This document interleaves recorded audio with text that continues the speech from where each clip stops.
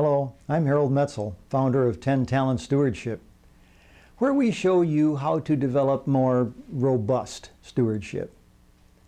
How many people in your church do you suppose own real estate? Maybe more than you think. Next question, how many do you suppose would consider donating such a valuable gift?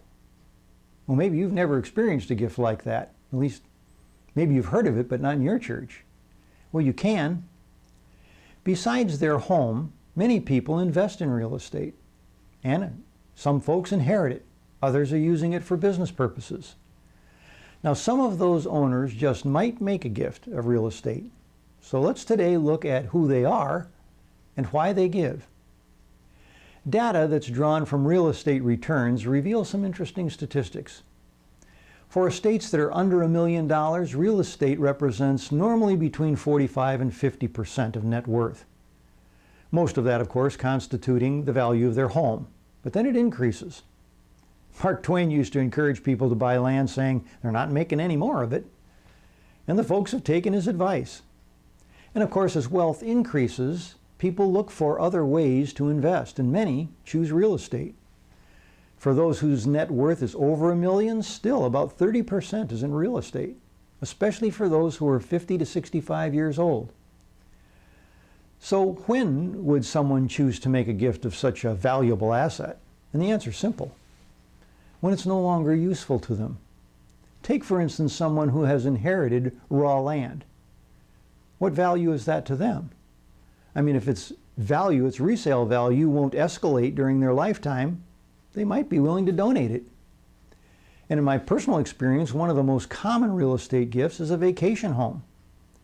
As the family has grown up and moved away, it's now seldom used, just sitting there. Yet another kind of very common gift is rental property. Purchased and managed for years. The owners are tired of it now, they're getting older, they want to sell. This is an ideal time for using a planned giving arrangement because there are so many benefits to the donor.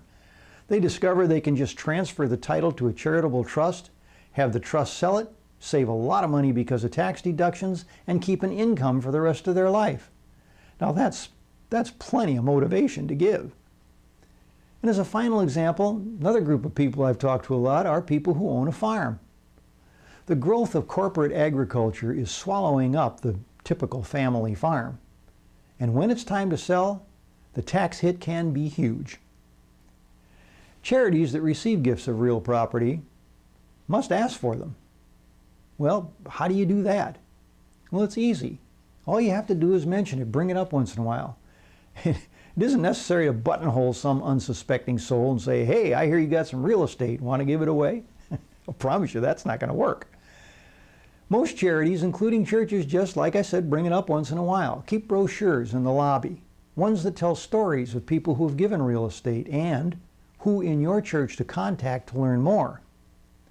Then take it a step further.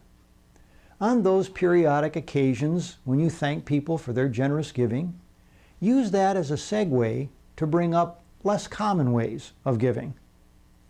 And most of the time, the idea is going to fly right past people. It isn't going to hit home just because it doesn't apply to them right now. But then one day, it does. Someone's ready. Something they own just pops into their mind and they begin to wonder. Now, most people are still going to give cash. But when the time is right, you too can receive gifts of real estate.